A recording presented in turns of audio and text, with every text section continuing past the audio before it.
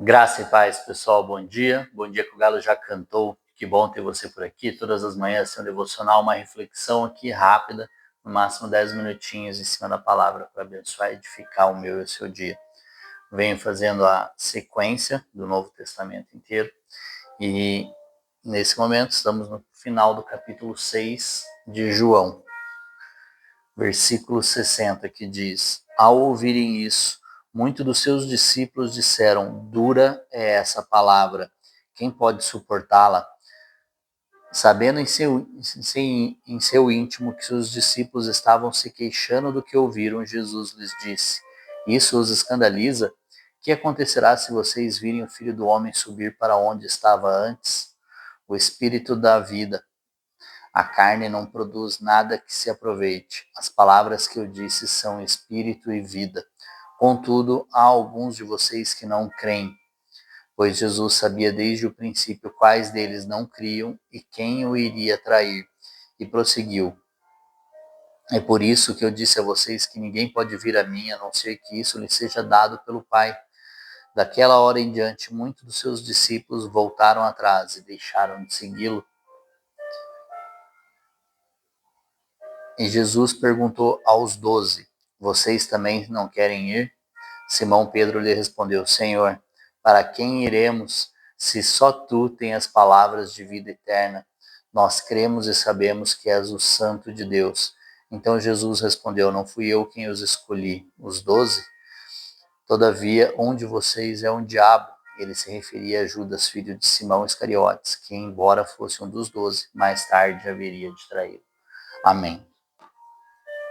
Então aqui muitos dos seguidores de Jesus, muitos dos discípulos, não os 12, mas deixaram de seguir a Jesus. E Jesus pega e provoca, faz uma provocação aos 12, fala: vocês também não querem ir? E Pedro, como sempre, né, ele quem fala, e ele pega e fala: para onde nós iremos se só tu tens as palavras de vida eterna? Nós cremos que as palavras que vêm do Senhor são verdadeiras e cremos que o Senhor é o Messias, né? Mas o que me chama a atenção aqui é que Jesus pega e faz essa provocação aos 12, né? Não querem vocês irem também? E se nós remetermos aos dias de hoje, né? Como estamos vivendo hoje, como estamos recebendo tudo aquilo que é feito, que hoje, como receberíamos uma provocação dessa? Muitos provavelmente até também deixariam de seguir a Jesus, sairiam da presença ali, porque hoje muita gente está muito mole, digamos assim, nesse quesito, né? Não pode ouvir uma provocação a fazer você ter uma reflexão, a fazer você ser mais intenso ou algo, te provocar para benefício seu mesmo. Muitas vezes as pessoas já estão espanando, as pessoas, o humano hoje em dia está muito suscetível, né, a essas certas provocações, um suporta muita coisa, já sai. E o evangelho, ele não é um evangelho, digamos, Nutella, ele não é um evangelho fácil. Viver o evangelho não é fácil. Muitos pintam por aí que venha para Jesus, venha seguir Jesus e seus dias serão maravilhosos. Sim, nossos dias serão maravilhosos porque estaremos aonde Ele quer que nós estejamos. Mas não quer dizer que vai ser confortável e agradável aos nossos gostos. Nós temos diversos exemplos bíblicos, os profetas do Antigo Testamento, a grande maioria passou por situações muito adversas ali, que se não fosse alguém com relacionamento íntimo com o Senhor mesmo, não faria, não suportaria, como Oséias, por exemplo, que casou com uma prostituta para mostrar como recado do Senhor à nação de Israel, como ela estava vivendo. O cara abriu mão da sua vida ali para casar com uma prostituta em nome do Senhor, para poder falar a uma nação como ela estava vivendo. Então, o Evangelho, ele nos traz uma reflexão. Nós temos Estevão, que foi apedrejado, e enquanto estava sendo apedrejado, olhou os céus, viu Jesus sentado à direita de Deus Pai e falou: Pai, perdoa-os porque eles não sabem o que estão fazendo. Está lá em Atos 7.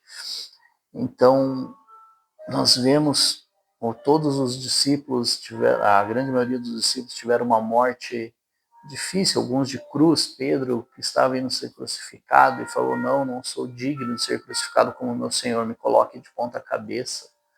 Ou seja, no meio do sofrimento, eles estavam glorificando a Deus por estar passando por aquilo dali. E nós vemos isso com os nossos irmãos perseguidos em países onde o evangelho é proibido, onde é proibido declarar Jesus ali, janela 1040, que fica entre os meridional, nossa, fugiu o nome agora, das linhazinhas do globo ali, é a janela 1040.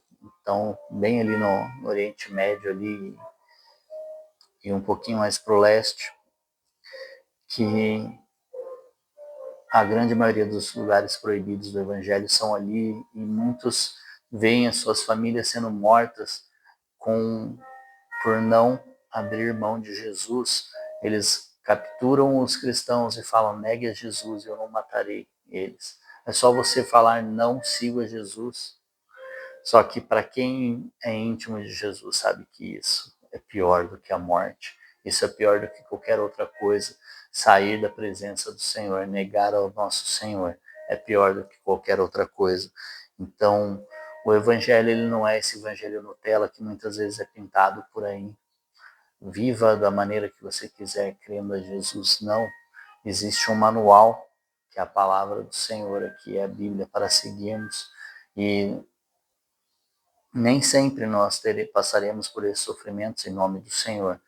Mas, como diz em Mateus 5, ali nas bem-aventuranças, bem-aventurados aqueles que sofrem em meu nome, sofrem por mim. Ou seja, buscar o Senhor e ter um relacionamento com Ele vai nos levar a um patamar diferente, que quando nós estivermos sofrendo, estando na vontade do Senhor, passando por provações que Ele tenha nos permitido, nós estaremos dando graças a Ele, mesmo passando as dificuldades. Então, só tenho testemunho a contar aquele que vive o processo para chegar lá. Então, seguir a Jesus é lógico que é muito prazeroso, estar com o seu Senhor e servindo muito próximo àquele a quem nós chamamos de Senhor, o nosso Senhor e nosso Salvador. Terão as pessoas que passarão a vida servindo o Evangelho, mas num lugar um pouco mais calmo. Mas se você estiver no centro da vontade do Senhor, seja num ambiente mais tranquilo ou num lugar mais complicado, digamos assim, glória a Deus, a glória é dele. Então, nem todos são chamados para viver o Evangelho, viver ministerialmente, né? Alguns são chamados para viver o Evangelho na sua esfera de atuação, porque se todos fossem pastores, ministros, mestres, apóstolos, profetas e evangelistas, não sobrariam outras pessoas, não sobrariam professores, não sobrariam profissionais da área de saúde, não sobrariam políticos, não sobrariam policiais cristãos, mas sim, nós somos chamados também para invadir as esferas da sociedade, não só as áreas ministeriais, mas também as 7 esferas da sociedade, as artes, políticas, ciências, todas.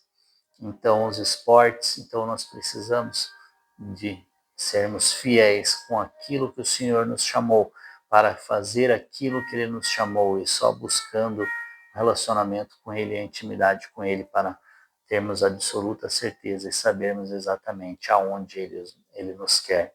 Porque talvez seja muito difícil chegar no céu, por exemplo, e o Senhor fala assim: poxa, Ives, eu queria tanto que você tivesse sido bombeiro, eu tinha um plano magnífico para você, você sendo bombeiro, essa era a minha vontade para você. E eu fiz outra coisa. Então, para nós não passarmos esse aperto na hora que chegarmos lá, nós temos que buscá-lo em espírito e em verdade a todo tempo para saber aquilo que ele tem para cada um de nós e vivermos a plenitude da vontade do Senhor, para podermos sermos saciados e satisfeitos nele e sermos felizes e gratos por tudo aquilo que ele está fazendo em nossas vidas e fez por nós na cruz. Amém?